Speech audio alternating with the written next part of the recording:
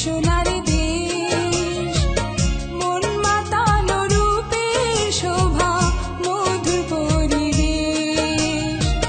তোর কোলে মাধুরে রাখিস সারাটি জীবন, সবুজ সোনার দেশ আমার মায়েরই মতো, সবুজ সোনার দেশ আমার মায়েরই মতো।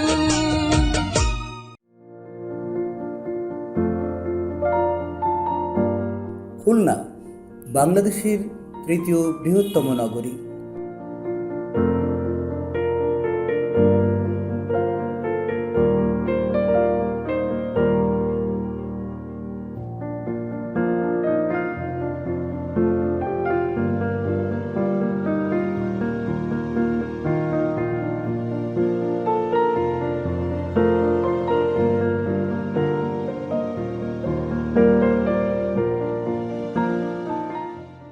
দেশের দক্ষিণ অঞ্চলের এই বিভাগীয় শহরটি রূপসা ও ভৈরব নদীর তীরে অবস্থিত।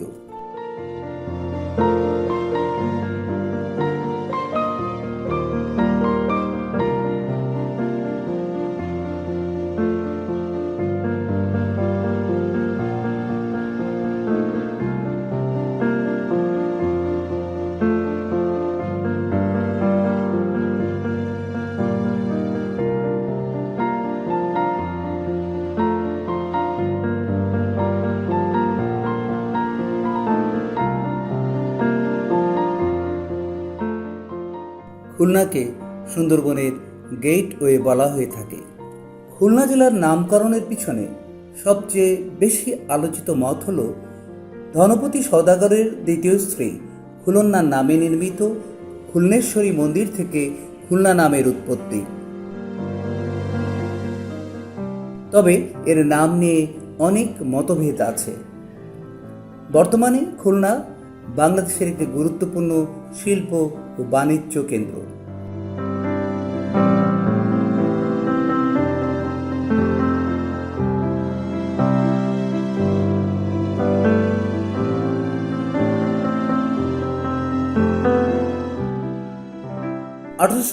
সালে খুলনা মহকুমা গঠিত হয়।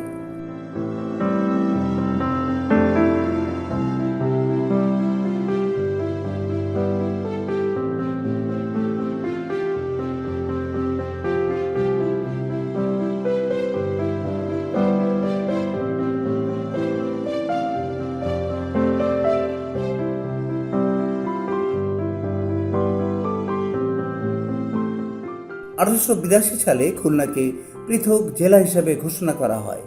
খুলনা জেলা বহু পূর্ব থেকে ব্যবসা বাণিজ্যের জন্য প্রসিদ্ধ। খুলনা জেলার দক্ষিণে রয়েছে বঙ্গোপসাগর ও পৃথিবীর সর্ববৃহৎ ম্যানগ্রোভ বন সুন্দরবন।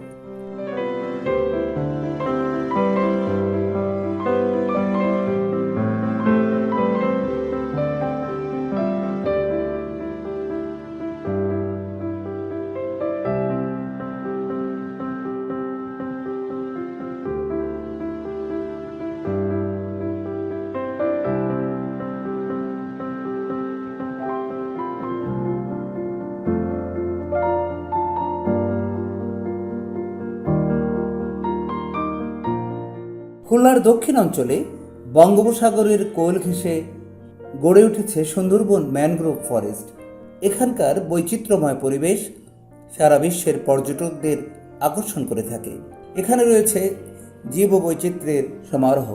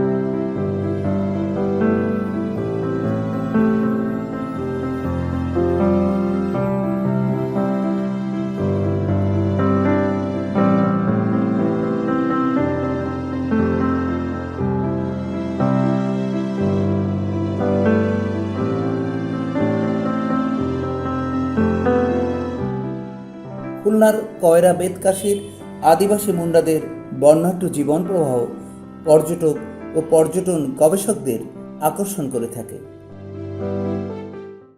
সুন্দরবন এমনই একটা আকর্ষণীয় যে পৃথিবীর সব দেশের পর্যটকরা এখানে আসেন। আপনাদেরকেও আমরা অনুরোধ করব, আপনারা এসে আমাদের এই খুলনার সুন্দরবন দেখবেন। এটা দেখার মতন। এখানে বড় বড় লঞ্চ পাওয়া যায়, যাতায়াতের সুবিধা আছে, থাকার ব্যবস্থা আছে। আপনারা সব কিছুই দেখতে পারবেন, সমুদ্রও দেখতে পারবেন, সূর্য ওঠা এবং ডুবা তাও দেখতে পারবেন।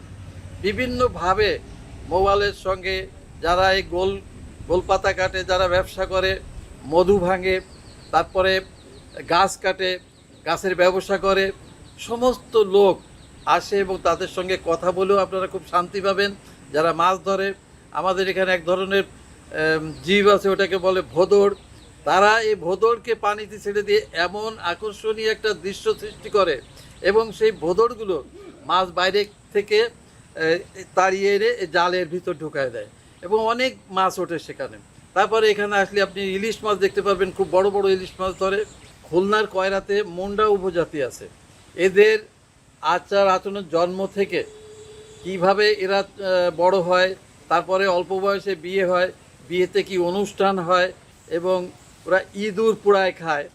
এবং সরকারকে বলবো, আমাদের বাংলাদেশ সরকার যেন বেশি করে আমাদের দেশে যে পর্যটক কিভাবে আনা যায়, আমরা সেইটে আপনার সরকারের প্রতি দাবি রাখবো এবং সারা বিশ্বের লোক এখানে আসবে, তাদের সঙ্গে আমাদের লোকজন ভালো ব্যবহার করবে। আমরা এইটাই আশা করি। আপনারা আসলে আমরা খুব খুশি হব, আপনারা আসবেন।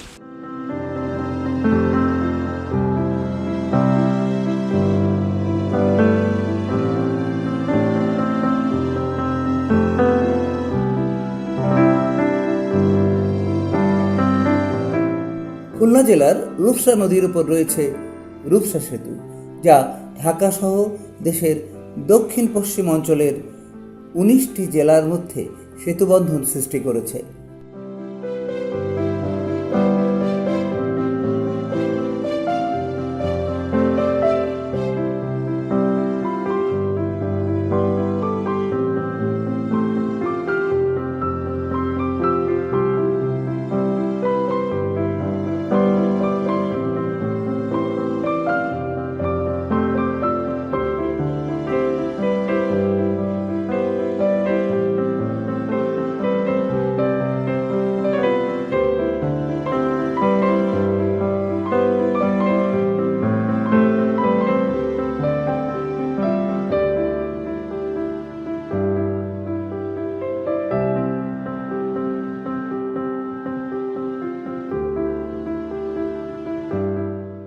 খুলনা শহরের কেন্দ্রস্থলে রয়েছে শহীদ হাদিস পার্ক, যা জেলার আপামর জনগণের একটি সুন্দর দৃষ্টিনন্দন স্পট হিসেবে খ্যাত।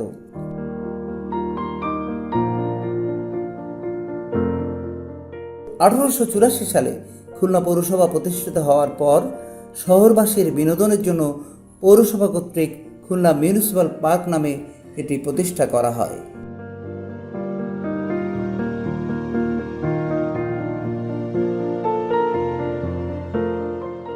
স্বাধীনতার পর 1969 সালের 21 ফেব্রুয়ারি গণ অভ্যুত্থানের সময় মিছিলে পুলিশের গুলিতে নিহত হাদিসুর রহমান বাবুর নামে এই পার্কটির নামকরণ করা হয় শহীদ হাদিস পার্ক।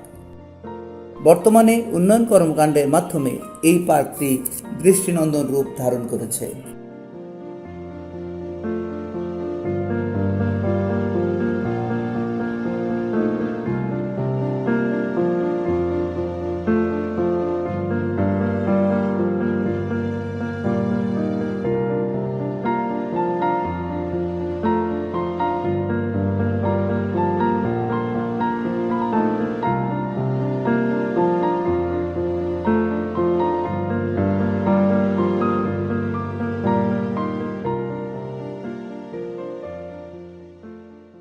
হাদিস পার্ক হচ্ছে খুব সুন্দর আমাদের হাদিস পার্কটা, যা এমনই জিনিস সকালবেলা এত মানুষের উপকার হয়। মর্নিং ওয়াকে সব বয়স্ক দিয়ে বুড়ি সবাই আসে, এসে সকালবেলা ভোরবেলা ফজর নামাজের পরে দেখা যায় যে পার্কটা সবাই দৌড়চ্ছে, এত সুন্দর। ঐতিহ্যবাহী খুলনা হাদিস পার্ক এই হাদিস পার্কটা আমাদের অনেক পুরাতন এবং ঐতিহ্যের, খুলনাবাসীর জন্য খুবই গর্বের এটা। এখানে আমাদের সাংস্কৃতিক চর্চা করা হয় এবং আমাদের ছোটোবেলা থেকেই আমরা এখানে সাংস্কৃতিক অনুষ্ঠান করেছি এবং এখনও করি, ভবিষ্যতেও করব। এবং এই যে পার্কটা বিনোদনের জন্য, যারা একটু বিনোদন পিপাসু তাদের জন্য এই জায়গাটা খুবই নিরাপত্তাজনিত এবং সবাই আগ্রহের সহিত আসে। আমরা খুলনা 87-র আমরা ব্যাস বাল্যবন্ধু থেকে গভর্নমেন্ট সিটি কলেজে পড়াশোনা করে আসছি। আমরা সবসময় একসাথে চলাফেরা করি।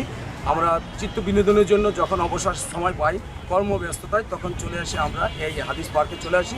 এখানে আমরা বিভিন্ন কিছু অনুধাবন করি, কোনো রকম অপ্রাসঙ্গিক কিছু থাকলে সেটাকে আমরা রিমুভ করার চেষ্টা করি।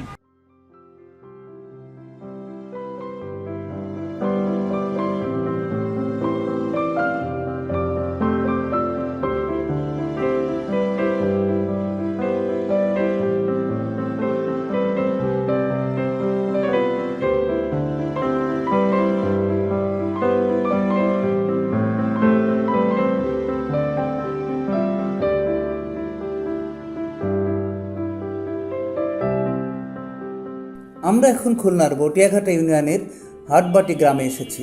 আমরা দেখতে পাচ্ছি মজে যাওয়া ঐতিহ্যবাহী শৈলমারী নদী। এখানকার কিছু লোকের সাথে আমাদের কথা হলো। এই জায়গাটার নাম হচ্ছে হুগলবুনিয়া গ্রাম, কিন্তু এর পাশে উত্তর পাশে যে নদীটা, এই নদীটার নাম সলমারি নদী।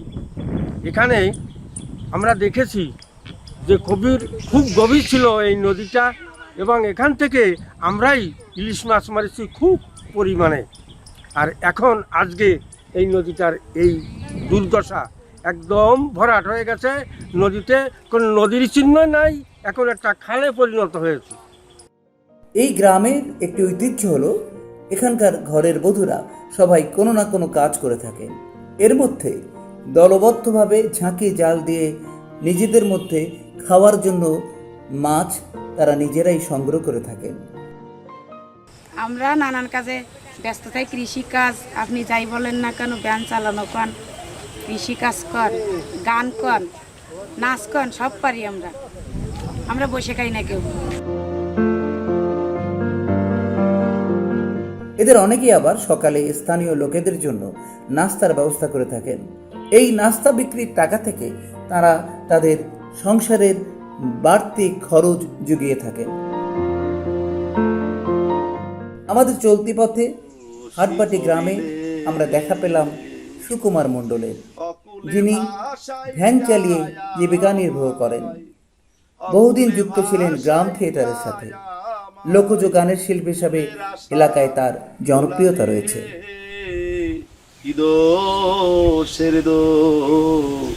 সে করিলে আমায় কি দোষের সে করিলে, শিশুকালে মা হারাইলাম, বাবা পাশে নাই, অতি কষ্টে পরের বাড়ি খাটিয়া বেড়াই রে, আমি খাটিয়া বেড়াই। পরের কাজের নাই অবসান, পরের কাজের নাই অবসান, দেহে প্রাণ থাকিতে কি দোষের দোষী করিলে, আমায় কি দোষের দোষী করিলে।